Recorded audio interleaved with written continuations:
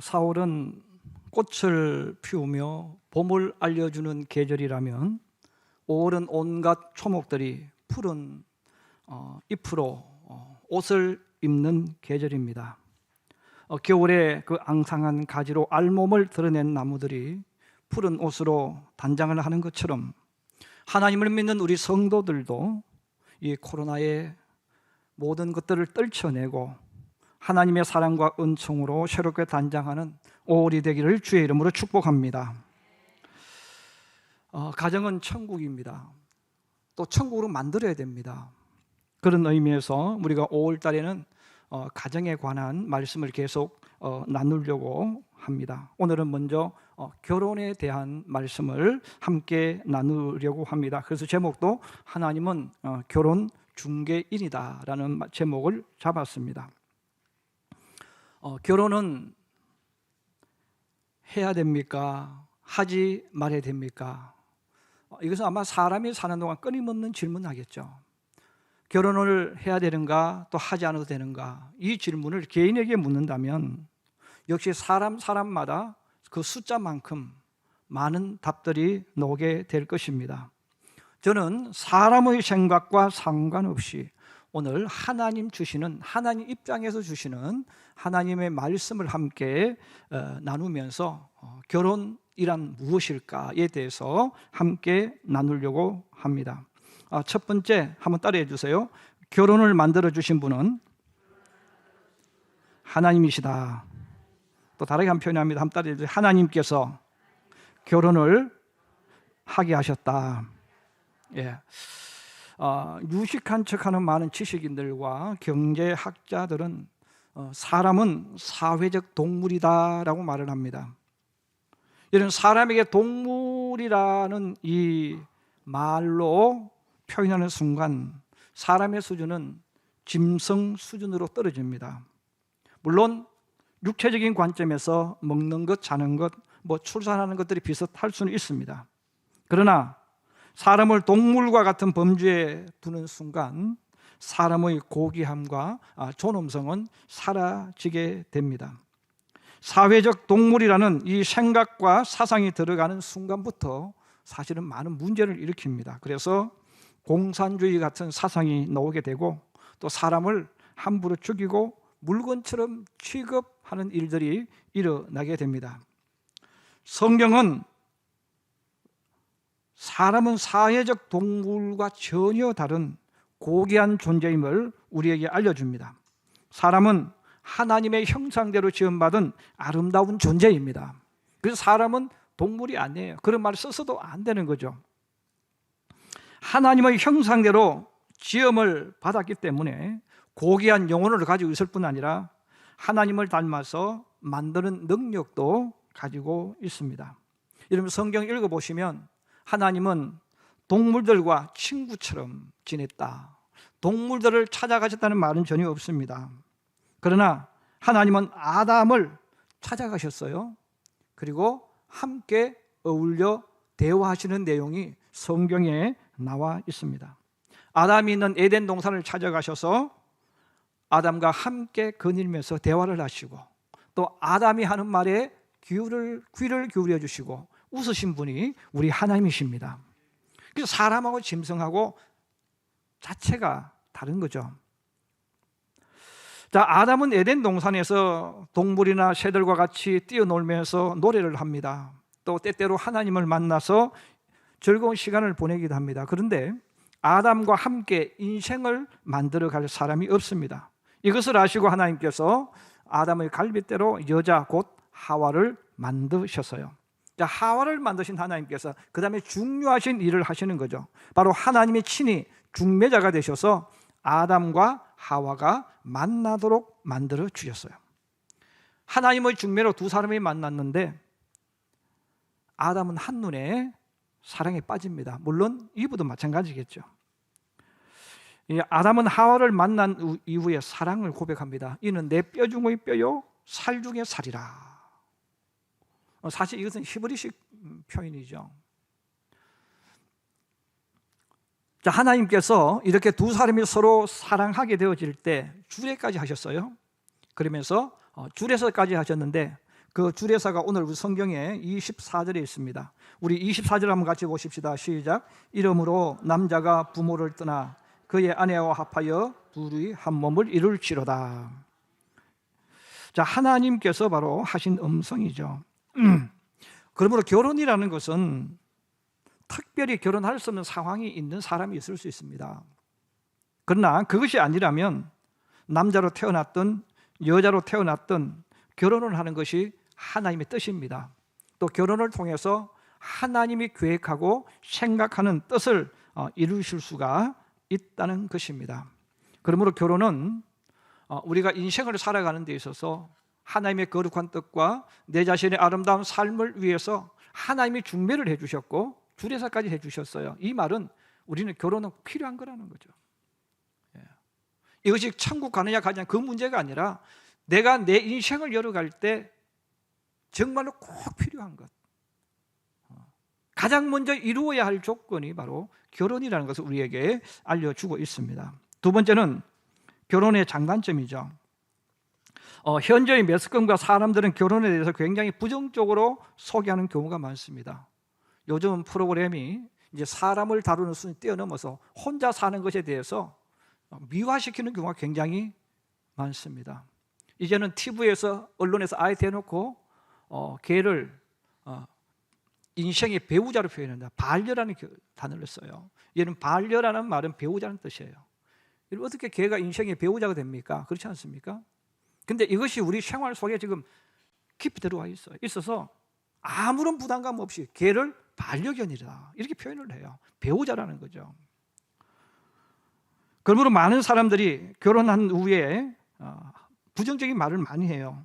나는 결혼한 것을 후회한다. 결혼은 인생의 무덤이다. 또 결혼하는 순간 내 모든 꿈은 포기해야 된다. 결혼은 해도 후회하고 안 해도 후회한다. 결혼을 하는 그 순간 고생의 문이 훤하다. 여러분, 근데 정말 나쁜 사람은 어떤 사람이냐면 자기가 결혼하고 난 이후에 결혼하지 않는 사람들에게 이렇게 말하는 거예요. 자기는 이미 결혼했잖아요. 자기가 이미 결혼해놓고 사람들에게 야, 결혼하지 마, 힘들어, 그렇게 말하는 것은 뭐예요? 너 결혼하지 마, 그 말이에요. 결혼하지 말은 너의 인생을 불완전하게 살라는 어떻게 보면 저주예요. 근데 우리는 아무런 생각 없이 그냥 그렇게 말을 합니다. 특별히 어머니들 같은 경우는 딸한테 그런 말 쓰는 부모가 굉장히 많습니다. 물론 결혼하고 나서 인생이 파탄난 사람들, 이혼한 사람들, 상처로 가득한 사람들도 많습니다. 성경에도 결혼하고 나서 힘들게 살아가는 사람들의 모습이 많이 나옵니다.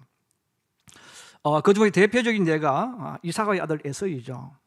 에서는 믿음의 가정에서 태어난 장남입니다. 그런데 에서는 결혼을 할 때 바로 가나안 여인, 우상을 섬기는 가나안 여인과 결혼을 해요. 여러분, 우상을 섬기는 여인과 하나님을 믿는 신앙인이 결혼한다는 말은 사상과 가치관이 다른 거예요. 그러므로 이 에서가 결혼해가지고 만나서 사랑에 빠졌지만 살아보니까 이게 모든 게 다 다른 거죠. 자, 모든 게 다 다르니까 문제가 발생, 자꾸 싸우는 거예요. 자, 이것이 부모가 봤을 때도 아들의 인생이 불행해질 뿐 아니라 시부모와의 관계도 자꾸 문제가 발생해요. 그래서 창세기 26장 35절에 이렇게 나옵니다. 그들이 이삭과 리브가의 마음에 근심이 되었더라. 이러면 결혼했는데 행복한 게 아니고 부모가 보면 늘 수심이 가득한 거예요. 잘못된 결혼을 했다는 거죠. 결국은 영화로 만들어져 유명해진 또 한 사람들이 있죠. 삼손과 드릴라죠. 바로 그들의 인생 자체가 비극으로 서로 끝나지 않습니까? 자, 이렇게 성경에도 분명히 결혼한 이후에 아름답지 못한 모습을 이야기해 줍니다. 그렇지만 불행한 결혼보다 좋은 결혼, 잘된 결혼이 훨씬 많다는 것을 우리는 알아야 합니다.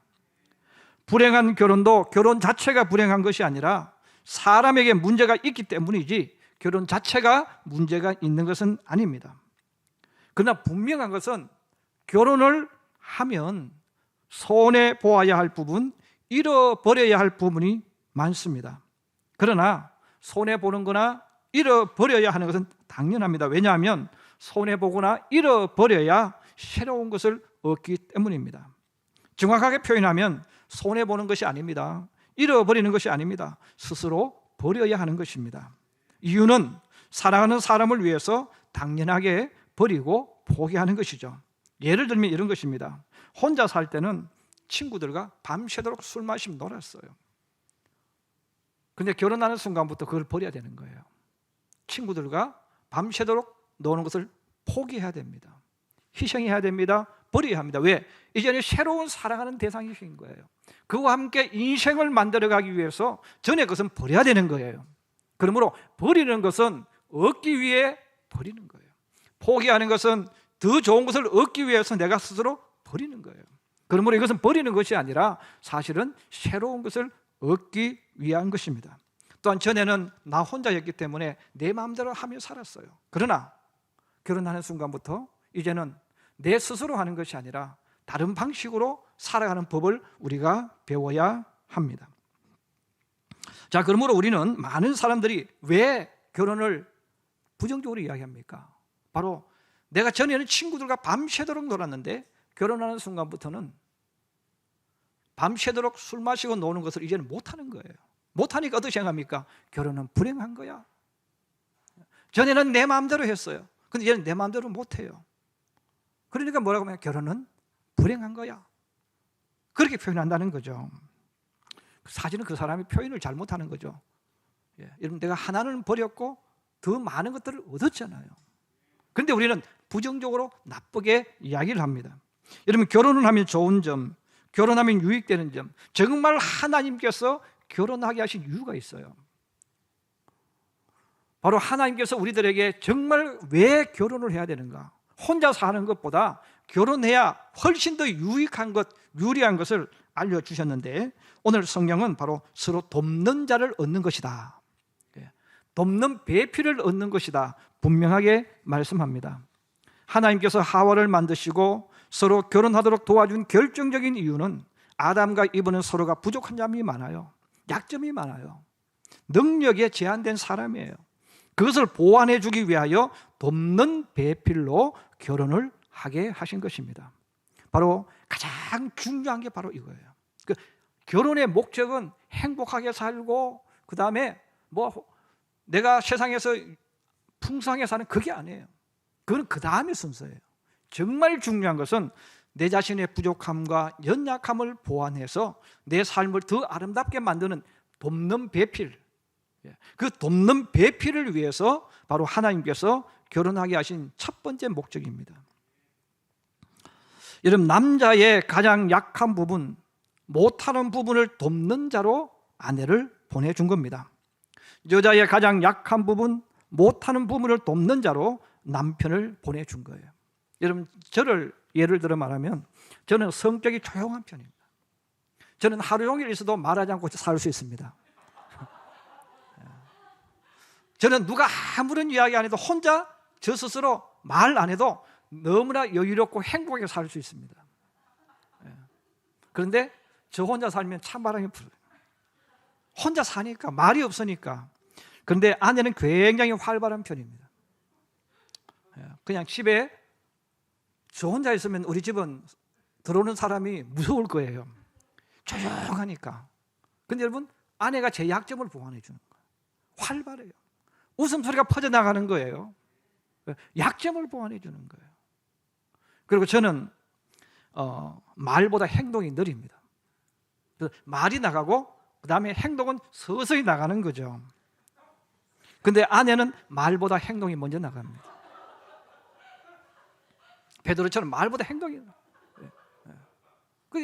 아내가 어떤 실수를 저보다 많이 해요. 왜? 말보다 행동이 먼저 나가니까.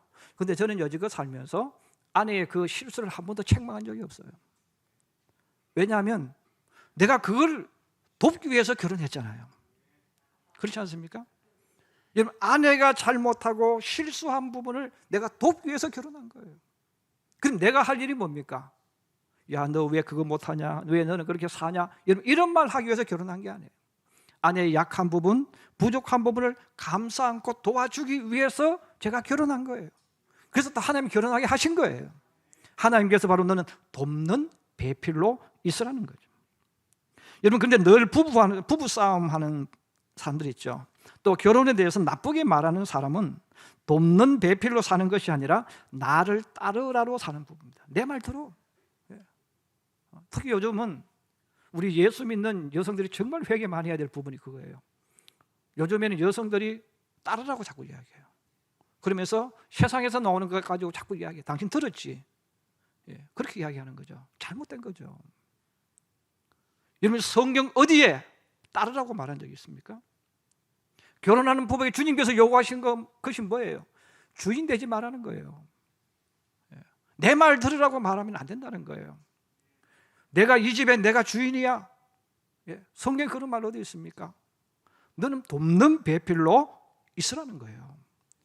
배우자의 부족함과 연약함을 너는 안아주고 감싸 안아주고, 그렇게 하기 위해서 너는 결혼을 해야 된다는 거예요. 왜? 너 약점이 많다는 거죠. 하나님은 나쁜 것을 우리에게 주신 것이 아니라 죄 가운데 사는 우리가 나쁘게 사용하고 있는 것입니다. 사랑하는 우리 성도 여러분, 남편은 아내의 허물과 약점을 들추거나 공격하는 것이 아니라 아내의 허물과 약점을 돕기 위하여 결혼한 것을 반드시 기억하기를 바랍니다. 그러므로 잘하는 남편, 정말 성경대로 사는 남편은 아내의 약점을 안아주는, 보듬어주는 남편입니다.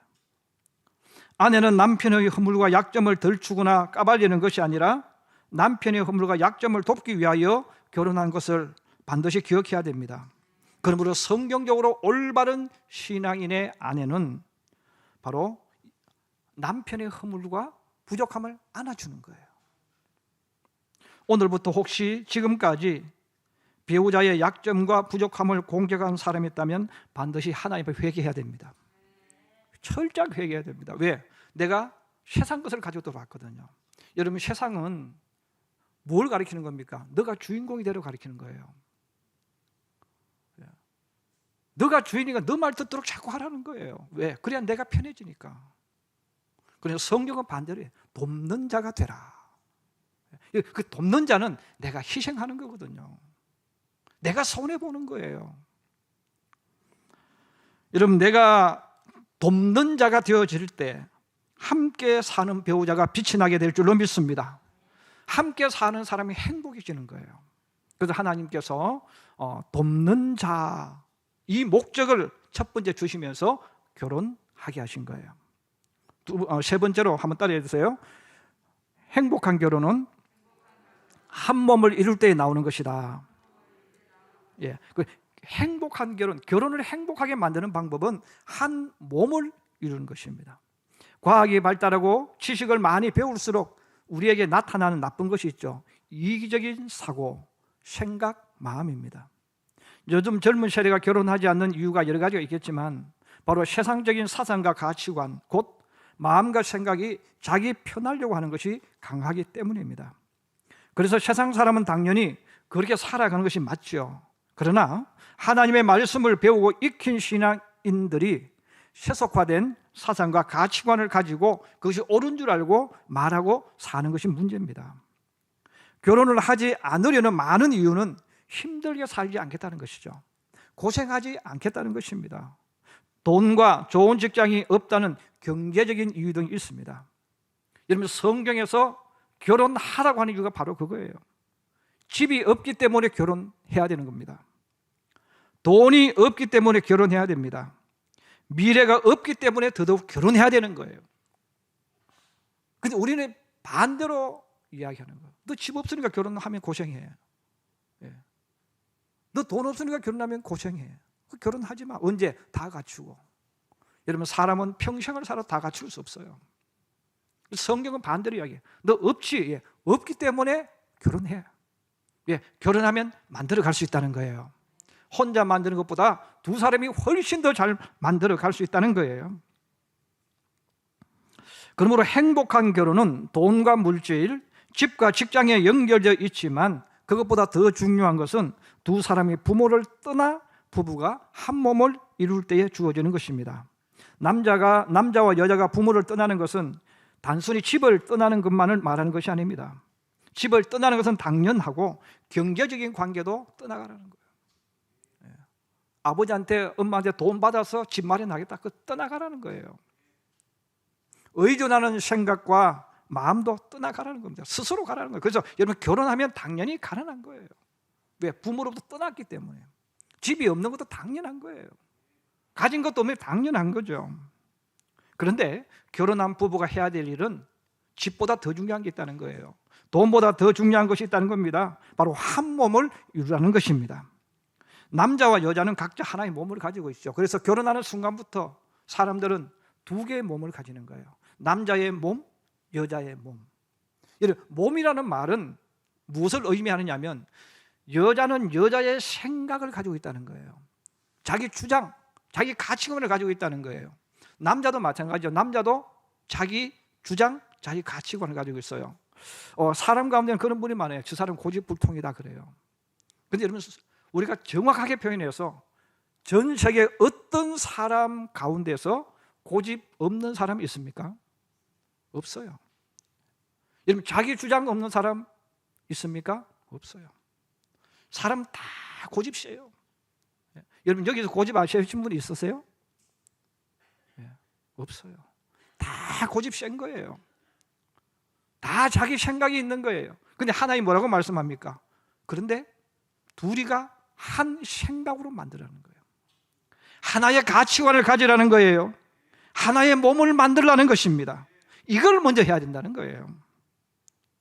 여러분, 두 개의 몸, 두 개의 생각과 마음과 가치관을 하나로 만들려면 어떻게 해야 됩니까? 여러분, 그래서 하나님을 믿지 않는 사람, 예수를 믿지 않는 사람들이 결혼이 힘들 수밖에 없는 이유가 바로 이거예요. 하나님이 없는 사람들, 예수를 믿지 않는 사람들은 하나로 만들 수 있는 게 없어요. 무엇을 근거로 하나를 만듭니까? 그들은 진리가 없단 말이에요. 하나로 만드는 교본이 없다는 거예요. 그러나 하나님을 믿는 사람은 하나로 만들기 쉽습니다. 왜 그렇습니까? 살아계신 하나님 말씀, 진리의 말씀이 성경이 있기 때문에 그런 거예요. 여러분, 성경이 바로 교본인 거예요. 성경이 바로 우리를 하나로 만드는 원칙이에요. 그래서 우리 예수 믿는 사람들은 결혼하는 그 순간부터 내가 옳다, 너가 옳다 다 내놓아야 돼요. 그동안 내가 가지고 있던 것이 어디서 배운 겁니까? 세상에서 배웠잖아요. 세상에서는 가치관이잖아요. 이것들을 이제 두 사람이 하나씩 버리면서 하나님 말씀으로 나를 만들어 가야 합니다. 여러분, 부부 생활 어떻게 해야 됩니까? 부부 관계 어떻게 해야 됩니까? 성경에 다 나와 있잖아요. 여러분, 자녀 교육 어떻게 시켜야 됩니까? 어떻게 하면 부자가 될 수 있습니까? 성경에 다 나와 있잖아요.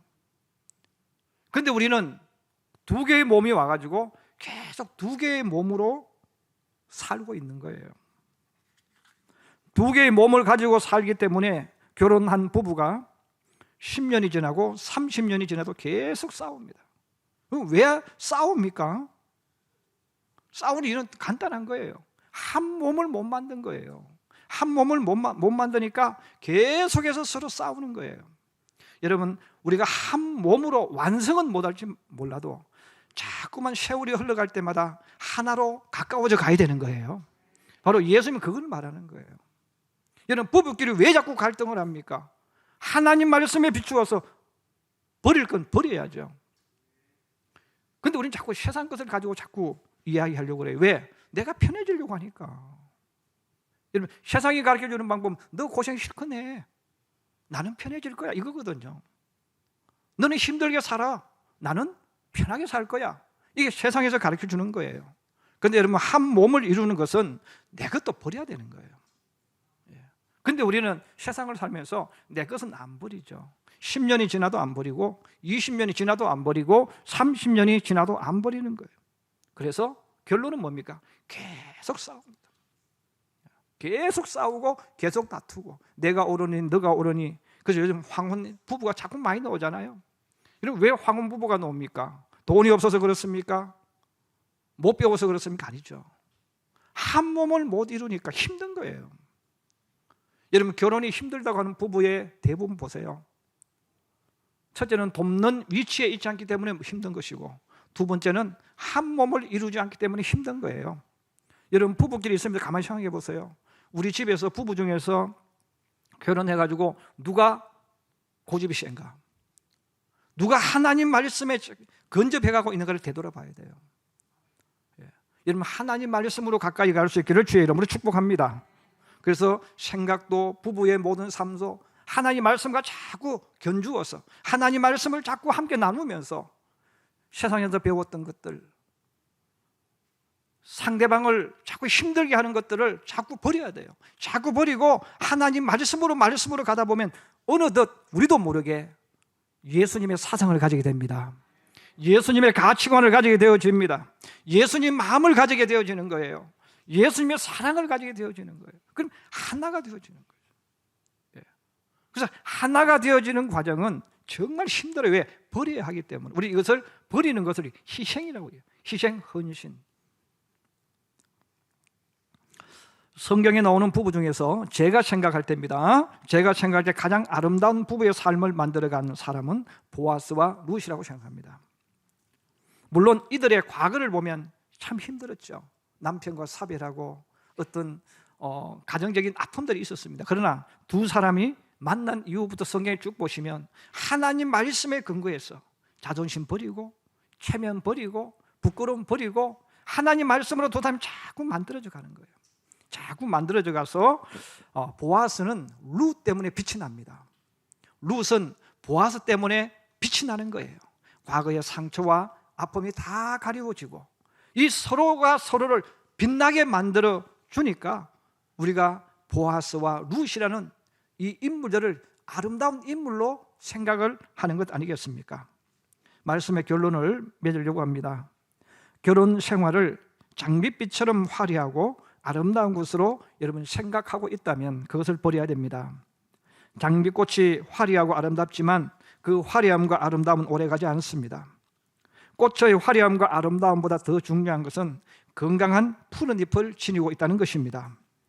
장미꽃의 화려함은 그 밑에 숨겨져 있는 뿌리의 희생과 헌신을 통해 주어지는 것입니다. 보여지는 화려한 결혼 생활보다 더 중요한 것은 바로 일상생활의 풍요로운 삶입니다. 이것은 보이지 않는 곳에서 행하는 두 사람의 희생과 헌신을 통해서 이루어지는 것이죠. 사랑하는 우리 성도 여러분, 결혼의 중매와 주례를 하신 분은 하나님이신 것을 기억하시기 바랍니다. 또 돕는 배필의 자리에 떠나지 말기를 바랍니다. 내 것을 버리고 하나님의 말씀으로 한 몸을 만들어야 됩니다. 그래야만 우리는 이 땅을 살아갈 때 결혼 생활을 천국으로 만들어 갈 수 있습니다. 그리고 하나님 믿는 성도들의 입에서 이 말이 반드시 나와야 돼요. 결혼은 반드시 해야 하는 것이다. 결혼은 인생의 최고의 좋은 선물이다. 이것은 우리 예수 믿는 사람이 나와야 돼요. 왜? 가정은 천국의 모델이기 때문에 그렇습니다. 오늘 결혼하지 않는 대상자들은 다시 한번 자기를 되돌아봐야 돼요. 결혼하지 않음이 내게 유익한 것이 아니라 내 인생에 정말 큰 마이너스라는 것. 또 결혼했지만 아픔이 있는 분들이 있을 수 있습니다. 여러분 그런 분들일지라도 다시 한번 자기 자신을 말씀으로 무장시켜서 자녀들에게 또 주변 사람들에게 올바로 또 우리가 가르쳐야 돼요. 또 하나님을 믿는 부부 가운데서 믿지 않는 배우자가 있을 수 있어요. 그런 분들도 사실 굉장히 어렵습니다. 어렵지만 믿지 않는 사람에게 어떤 요구를 하기 전에 그러면 예수 믿는 내가 내 위치에 서야 되겠다. 그런 마음 가지고 하면 되겠죠. 여러분 예수 믿어도 성경과 반대로 요구하는 분들이 많습니다. 요구하는 것이 아니라는 것 여러분 기억하셔서 저도 그렇고 여러분도 그렇고 정말 이 결혼을 행복하게 만들고 하나님의 임재가 임하도록 만들어서 천국으로 만들 뿐 아니라 다른 사람들에게도 모습을 보여주면서 향기를 뿌리면서 이 땅을 살아가는 저와 여러분의 삶이 되기를 주님의 이름으로 축복합니다. 축복합니다.